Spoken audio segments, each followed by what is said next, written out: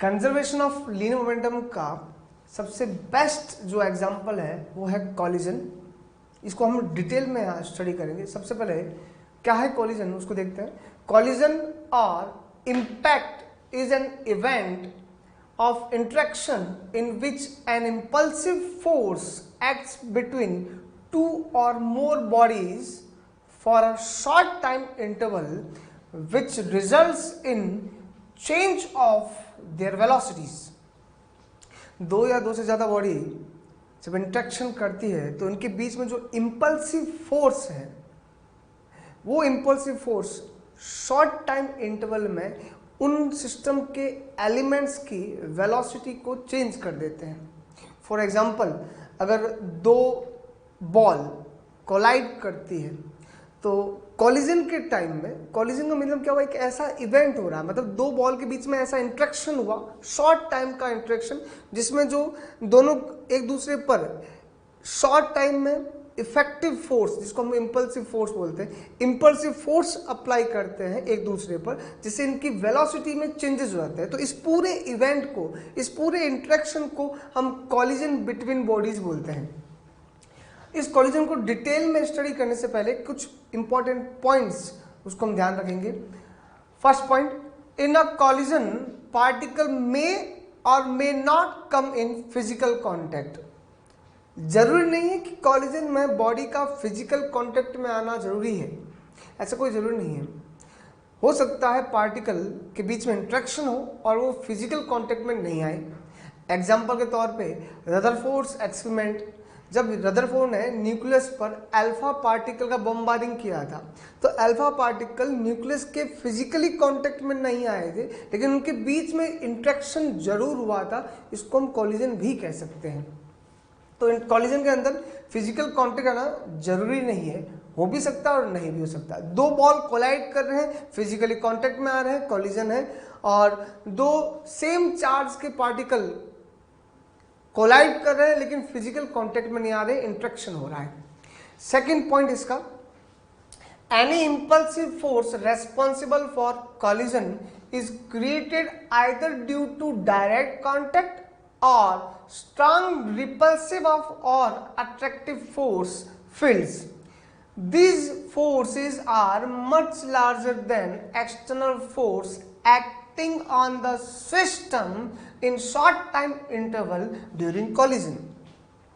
यहाँ इस second point के अंदर आपको इम्पल्सिव फोर्स क्या है और कॉलिजन में इसका क्या रोल है वो एक्सप्लेन किया है। कि जो इम्पल्सिव फोर्स लगता है कॉलिजन के लिए, कॉलिजन का मेन रोल जो है वो इम्पल्सिव फोर्स है। तो इम्पल्सिव फोर्स है क्या वो समझाया है कि दो बॉडी जब इंट्रैक्शन करते हैं तो उनके बीच में जो इम्पल्सिव फोर्स प्रोड्यूस होगा, क्रिएट होगा, वो या तो उनके डायरेक्ट कांटेक्ट की वजह से आ सकता है कि दो डायरेक्ट कांटेक्ट आए, या फिर स्ट्रांग रिपल्सिव और अट्रैक्टिव फोर्स फील्ड जो है वो इम्पल्सिव फोर्स जनरेट कर सकता है।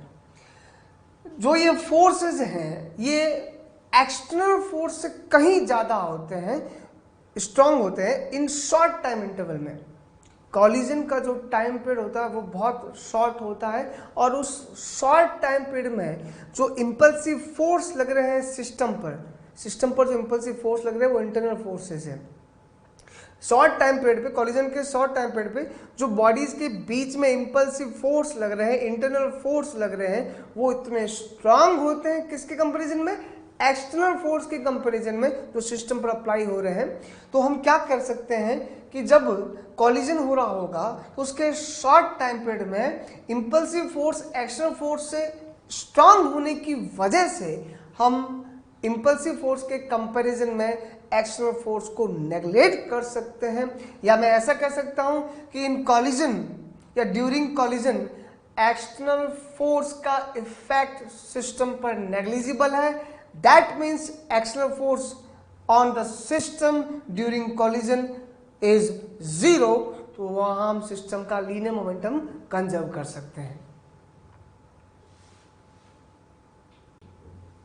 Next important points, line of impact और collision. The line passing through the common normal to surfaces in contact during collision. Collision के टाइम पर जब दो बॉडी कांटेक्ट में आती है तो कांटेक्ट सरफेस पर जो कॉमन नॉर्मल लाइन बनती है उसी कॉमन नॉर्मल लाइन को हम लाइन ऑफ इम्पैक्ट और कॉलिजन बोलते हैं। इसको ये क्यों जरूरी है उसको पहले समझते हैं, फिर आपको लाइन ऑफ कांटेक्ट बताऊंगा कैसे बनती है। After the collision only the components of velocity along the line of impact changes, but perpendicular components of velocity remains unaffected। Means जब बॉडी कोलाइड करती है तो कॉलिजन के बाद में सिर्फ वेलोसिटी के वही कंपोनेंट चेंज होंगे ड्यू टू इंपल्सिव फोर्स जो लाइन ऑफ इम्पैक्ट के अलोंग हो, और लाइन ऑफ इम्पैक्ट के जो परपेंडिकुलर कंपोनेंट होंगे वेलोसिटी के वो जैसे थे वैसे ही रहेंगे। इसलिए लाइन ऑफ इम्पैक्ट समझना जरूरी है। और लाइन ऑफ इम्पैक्ट का अगर मैं आपको डायग्राम के थ्रू समझाऊं तो देखो, मान लो इसमें 3-4 पॉइंट बता देंगे। एक बॉडी ये रही और एक ये रही बॉडी, ये बॉडी ए और ये बॉडी बी, ये इधर आ रही है और ये इधर आ रही है, दोनों कोलाइड करते हैं और ये कॉमन सरफेस है। इस कॉमन सरफेस पर अगर मैं कॉमन नॉर्मल लाइन ड्रॉ करूं तो ये कॉमन नॉर्मल लाइन हो जाएगी और इसी कॉमन नॉर्मल लाइन को हम लाइन ऑफ इम्पैक्ट बोलेंगे। एक और देखो, जैसे ये एक बॉडी है और ऐसे आ रही है और दूसरी जो बॉडी है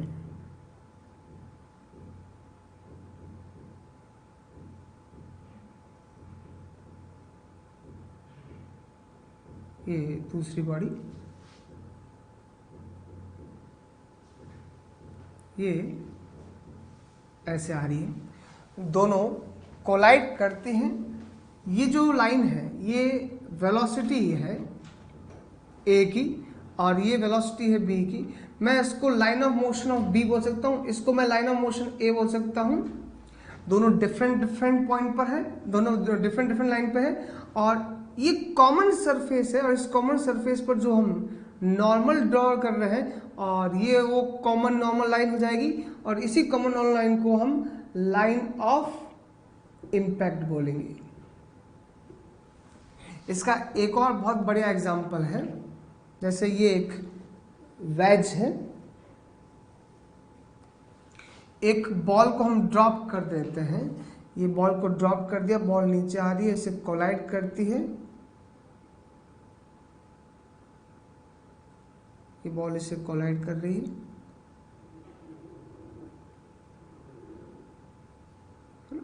ये बी इधर बना देते हैं।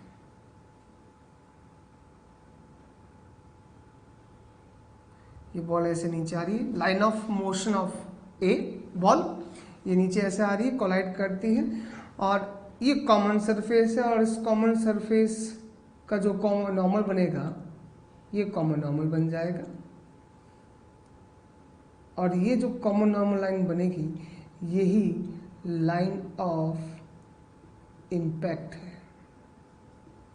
जितनी भी वेलोसिटी चेंजेस होगी बॉडी की आफ्टर कॉलिजन वो लाइन ऑफ इम्पैक्ट के अलोंग ही होगी। यहाँ जो लाइन ऑफ इम्पैक्ट है वो वेलोसिटी के अलोंग है, यहाँ लाइन ऑफ इम्पैक्ट है वो वेलोसिटी के अलोंग नहीं है और यहाँ भी अलोंग नहीं है। तो ये था लाइन ऑफ इम्पैक्ट के कुछ एग्जाम्पल। अब तक जो हमने कॉलिजन के बारे में पढ़ा है उससे रिलेटेड हम कॉलिजन को दो पार्ट में डिवाइड कर रहे हैं। First on the basis of direction, मतलब line of impact, and basis of kinetic energy. तो इन दोनों को एक एक करके स्टडी करते हैं और यही आगे पूरे चैप्टर में आएंगे।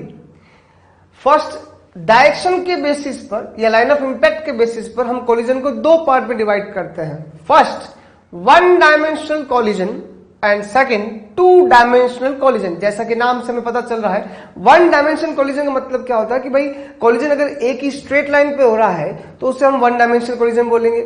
और इसका दूसरा नाम है हेड ऑन कॉलिजन, आमने सामने की टक्कर बोल सकते हैं या एक ही लाइन पे कॉलिजन बोल सकते हैं। टू डायमेंशन कोलिजन का मतलब क्या है, यहां पर जो कोलिजन होगा वो एक ही प्लेन में होगा, that is two dimension collision, और उसका दूसरा नाम है oblique collision. One dimension collision में क्या होगा, the velocities of colliding particles are along the same line of impact before and after collision. जैसा कि हमने बात की थी कि कोलिजन से पहले और बाद में है जो वेलोसिटीज होगी पार्टिकल की, just before collision just after collision, जो वेलोसिटीज होगी कोलाइडिंग पार्टिकल की वो एक ही लाइन पे होगी, और वो लाइन और कोई नहीं, लाइन ऑफ इंपैक्ट ही है, ठीक है। और टू डायमेंशनल कोलिजन में ऐसा नहीं होगा, तो कैसा होगा, the velocities of colliding particles are along the different lines but in same plane before and after collision. इन दोनों में अगर हम डायग्राम में समझें कि कोलिजन से पहले और बाद में अगर एक ही लाइन पर मोशन हो रहा है तो वो तो हो गया one dimension head on collision. और टू डायमेंशन में क्या होगा, या तो कोलिजन से पहले बिफोर कोलिजन और आफ्टर कोलिजन जो इस वेलोसिटी की डायरेक्शन होगी या वेलोसिटी के बीच में जो एंगल होंगे, है ना, वो डिफरेंट हो सकते हैं। कहने का मतलब क्या है, हो सकता है कि पहले दोनों सेम डायरेक्शन में हो और आफ्टर कोलिजन डिफरेंट एंगल पे आ जाए, या पहले डिफरेंट एंगल पे हो उसके बाद में सेम एंगल पे आ जाए, तो एक ही लाइन पे आ जाए, या फिर ऐसा भी हो सकता है पहले भी डिफरेंट एंगल पे हो बाद में भी डिफरेंट एंगल पे हो। तो इस टाइप की कोलिजन को क्या करें हम, टू डायमेंशनल कोलिजन, की एक ही स्ट्रेट लाइन पर कोलिजन नहीं होकर एक प्लेन में कोलिजन होगा, दैट इज ऑब्लिक कोलिजन, ठीक है। अब हम बात करते हैं काइनेटिक एनर्जी के बेसिस पर। काइनेटिक एनर्जी के बेसिस पर हम कोलिजन को तीन पार्ट में डिवाइड करते हैं, इलास्टिक, इनइलास्टिक, परफेक्टली इनइलास्टिक। देखो कोलिजन का जो मैंने बेसिक मीनिंग समझाया था कि कोलिजन क्या है, ये कोलिजन एक इवेंट है जिस इवेंट में क्या होता है, जब भी दो बॉडी कोलाइड करती है तो कोलिजन का जो टाइम पीरियड होता है बहुत ही शॉर्ट होता है। उस शॉर्ट टाइम पीरियड पर जो इन दोनों के बीच में इंपल्सिव फोर्स लगते हैं, वो impulsive force short time period पे इतने ज्यादा स्ट्रांग होते हैं कि उसके कंपैरिजन में लगने वाले जो एक्सटर्नल फोर्स का इफेक्ट होता है वो हम उसको नेग्लेक्ट कर सकते हैं, या हम ऐसा कह सकते हैं कि कोलिजन के शॉर्ट टाइम पीरियड पर सिस्टम पर एक्सटर्नल फोर्स नेग्लिजिबल है, जीरो मान सकते हैं। In that case linear momentum of system will be conserve in short time period of collision. तो चाहे कैसा भी कोलिजन हो, elastic, inelastic, perfectly inelastic, linear momentum हमेशा कंजर्व रहेगा क्योंकि ये कोलिजन के ही टाइप है, और कोलिजन में हम एक्सटर्नल फोर्स का इफेक्ट को नेग्लेक्ट मान के चलते हैं। सो इलास्टिक कोलिजन में क्या हो रहा है, linear momentum of system will be conserve just before and after collision.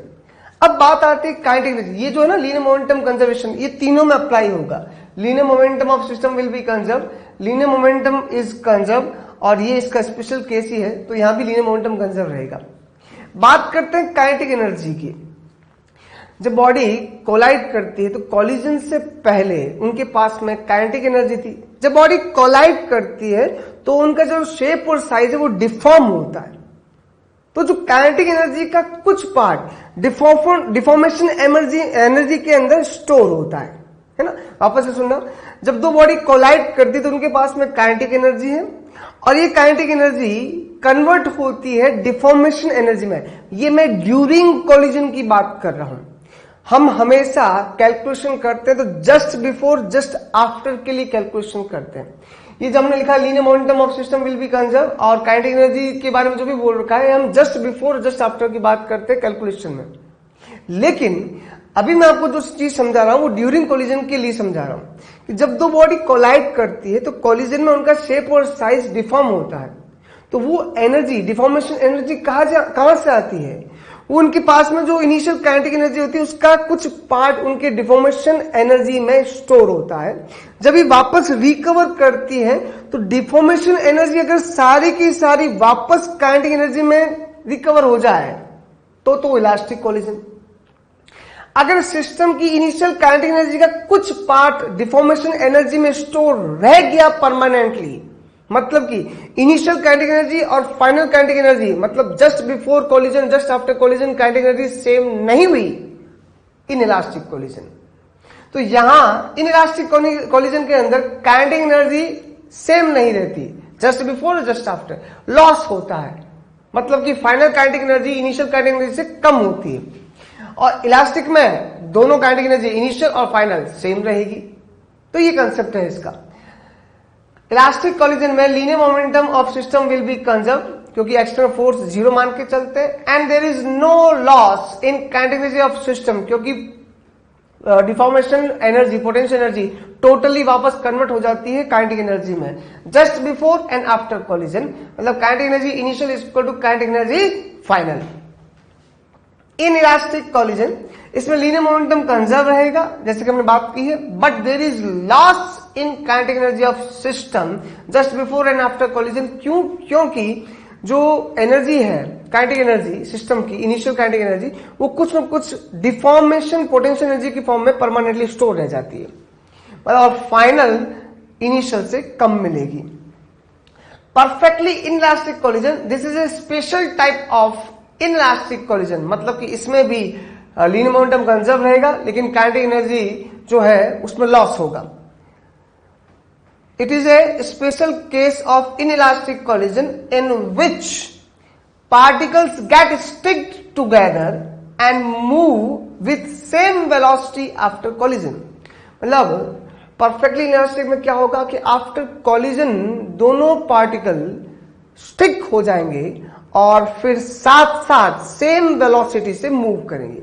इतना सा फर्क है। जब साथ साथ चल रहे हो सेम वेलोसिटी चल रहे हो स्टिक होगा तो वो इनइलास्टिक कोलिजन को हम क्या नाम दे रहे हैं? Perfectly inelastic collision. अगर हम कभी आगे काइनेटिक एनर्जी कंजर्वेशन की बात करते हैं तो उसका मीनिंग सिर्फ इतना ही है कि कोलिजन से पहले और बाद में काइनेटिक एनर्जी में लॉस नहीं हो रहा है और उसका कोई मीनिंग नहीं है। ऐसा बिल्कुल नहीं कि kinetic energy through out conserve रहेगी, नहीं, काइनेटिक एनर्जी चेंज भी होती है। जैसे हमने बात की थी kinetic energy deformation potential energy में चेंज हो रही है, लेकिन अगर हम बोल रहे हैं कि भाई कॉलिजन में काइनेटिक एनर्जी कंजर्व रह रही है, इसका मीनिंग सिर्फ इतना सा है कि before and after collision kinetic energy में लॉस नहीं हो रहा है। तो इस बात को जरूर हम ध्यान रखेंगे। कॉलिजन का एक इंपॉर्टेंट पॉइंट है कोएफिशिएंट ऑफ रेस्टिट्यूशन। कॉलिजन का जो टाइम पीरियड है वो बहुत स्मॉल है और उस टाइम पीरियड में बॉडी कोलाइड करती है, डिफॉर्म होगी, वापस अपना ओरिजिनल शेप रीगेन करेगी।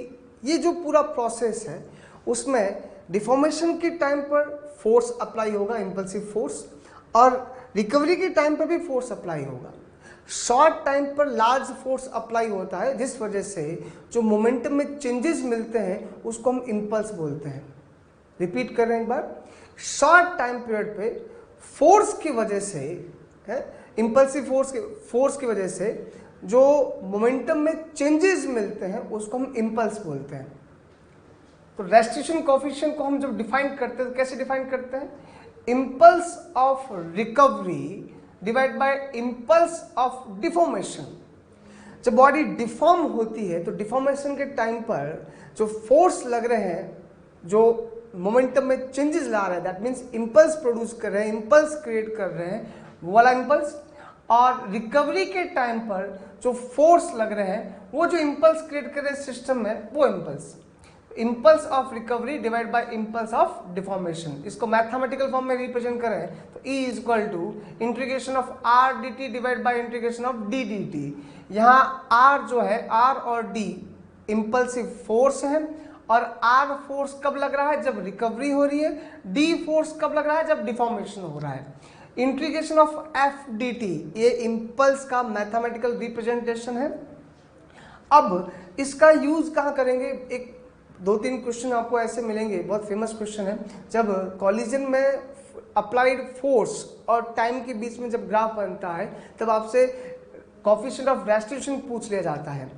उसमें आपको इंपल्स डायरेक्ट गिवन नहीं होगा, हमें फाइंड करना होगा। और इंपल्स कैसे फाइंड करेंगे?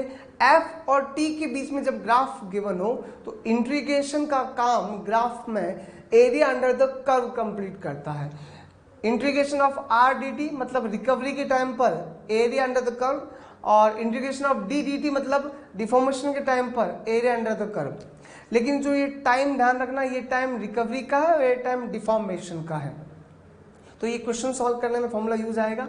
हम ऐसा भी कह सकते हैं कि ये एरिया अंडर द कर्व है, कब? जब बॉडी के बीच में रिकवरी हो रही हो, और ये एरिया अंडर द कर्व है, ये कब है? जब बॉडी डिफॉर्म हो रही हो, उस केस में।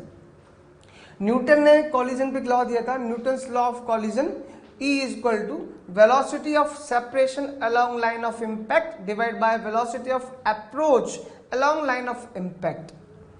वेलोसिटी ऑफ सेपरेशन मतलब जब बॉडी दूर दूर जा रही है, इसका मतलब सेपरेट हो रही है। अप्रोच मतलब जब बॉडी पास पास आ रही है। कोलिजन में बिल्कुल वही होता है, initially just before collision body पास पास आती है, तभी तो कोलिजन होगा। और after collision, just after collision body दूर दूर जाने की कोशिश करती है, उसको वेलोसिटी ऑफ अप्रोच सेपरेशन कहा जाएगा। मतलब वेलोसिटी ऑफ सेपरेशन मतलब क्या हो गया? आफ्टर कोलिजन, और वेलोसिटी ऑफ अप्रोच मतलब हो गया बिफोर कोलिजन। इसको हम एक डायग्राम से समझते हैं। यहाँ दो बॉडी हम ले रहे हैं, ए और बी।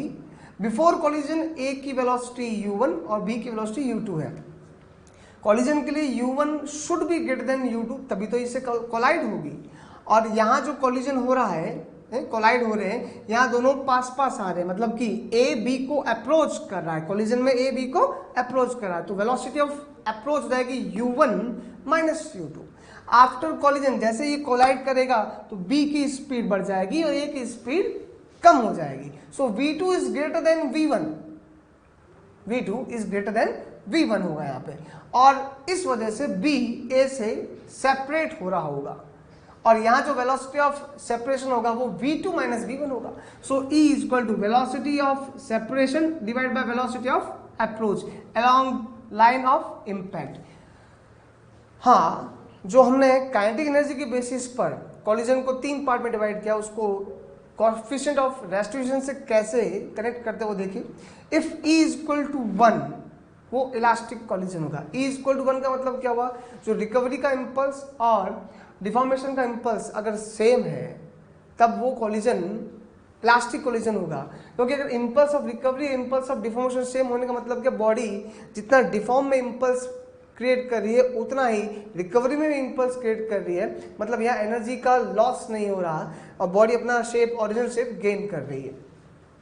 इफ E की जो वैल्यू है वो 0 और 1 के बीच में है तो उसको हम इनइलास्टिक कोलिजन कर रहे हैं, और इस इनइलास्टिक कोलिजन के अंदर हमें ये मालूम पड़ रहा है कि जो एनर्जी है उसका कुछ पार्ट डिफॉर्मेशन पोटेंशियल एनर्जी के फॉर्म में स्टोर हो रहा है। If E is equal to 0, अगर E की वैल्यू 0 हो जाए, E की वैल्यू 0 होने का मतलब क्या हुआ? ये इधर चला जाएगा, क्रॉस मल्टीप्लाई करेंगे वो भी 0 हो जाएगा। So V2 minus V1 is equal to 0, that means V2 is equal to V1। E is equal to 0 में body perfectly inelastic collision show कर रही है, और हमने अभी E की वैल्यू अगर 0 रखे हैं तो V2 V1 की वैल्यू सेम आ रही है। इसका मतलब क्या हुआ? आफ्टर कॉलिजन दोनों की वेलोसिटी सेम होगी, जैसा कि हमने परफेक्टली इनइलास्टिक कॉलिजन में बताया था कि परफेक्टली इलास्टिक कॉलिजन में बॉडी आफ्टर कॉलिजन स्टिक हो जाती है और सेम वेलोसिटी से मूव करती है, जो E इक्वल टू 0 के केस में मिल रहा है। तो एक बार इसको वापस से मैं आपको एक्सप्लेन कर रहा हूँ। इलास्टिक कॉलिजन, कैसा भी कॉलिजन हो, elastic, inelastic, perfect inelastic, linear moment हमेशा कंजर्व रहेगा। इलास्टिक कॉलिजन में लीनियर मोमेंटम कंजर्व रहेगा, काइनेटिक एनर्जी भी कंजर्व रहेगी, और रेस्टिट्यूशन कोएफिशिएंट 1 होगा। इन इलास्टिक कॉलिजन में लीनियर मोमेंटम तो कंजर्व रहेगा लेकिन काइनेटिक एनर्जी कंजर्व नहीं होगी, इस वजह से E की वैल्यू 0 और 1 के बीच में लाई करेगा। परफेक्टली इन इलास्टिक कॉलिजन में लीनियर मोमेंटम कंजर्व रहेगा, काइनेटिक एनर्जी कंजर्व नहीं रहेगी, और दोनों पार्टिकल स्टिक होकर सेम वेलोसिटी से मूव करेंगे और रेस्टिट्यूशन कोएफिशिएंट की वैल्यू 0 मिलेगी। ये तीनों का समरी है।